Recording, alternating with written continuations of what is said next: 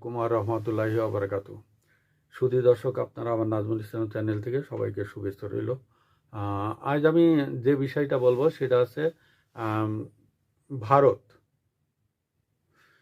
ভারত ভারতের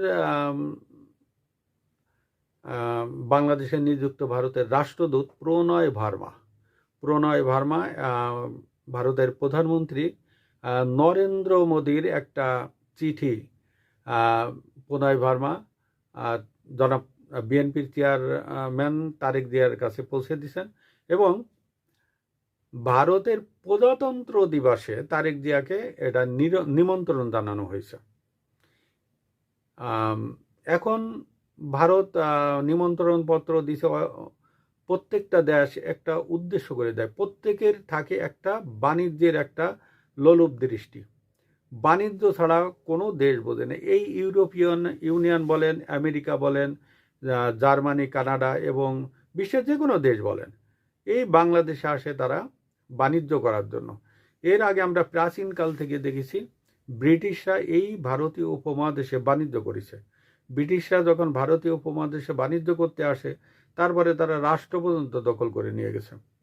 এখন এই ভারতের প্রধানমন্ত্রী তাদের প্রজাতন্ত্র দিবসে বিএনপিকে যে আমন্ত্রণটা জানানো হয়েছে, এটা অবাক হওয়ার কিছু নাই। কারণ বিএনপির সাথে ভারতের যে বিজেপি দলটা আছে, বিজেপির খুব ভালো একটা সম্পর্ক ছিল। কিন্তু রাষ্ট্রীয়ভাবে বিএনপি যখন 2001 থেকে 6 পর্যন্ত ক্ষমতায় ছিল, তখন 10 ট্রাক অস্ত্র নিয়ে অনেক ভুল বোঝাবুঝির কারণে এইটা সম্ভবত স্থগিত ছিল, বা দুইটা দলের ভিতরে বাংলাদেশের বিএনপি এবং ভারতের বিজেপি দূরত্ব বজায় রেখে চলছিল। এখন এই প্রজাতন্ত্র দিবসের আমন্ত্রণ পেয়ে তারা হয়তো ওখানে গিয়ে সেই পুরনো সম্পর্কটা আবার ঝালাই করবে। জনাব তারেক জিয়া সাহেব একটা উচ্চ প্রতিনিধি দল পাঠাবেন, এরকম বিএনপির ডাক সাইটে সব লিডাররা থাকবে। তার ভিতরে এই প্রতিনিধি দলের সম্ভবত প্রতিনিধিত্ব করবেন শামা ওবায়েদ।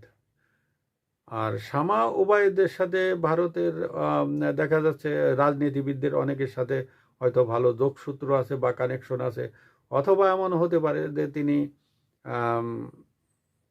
এই দলটাকে নেতৃত্ব দেওয়ার জন্য যোগ্য মনে করেছেন তারেক জিয়া। এই জন্য শামা ওবায়েদকে নিযুক্ত করা হয়েছে।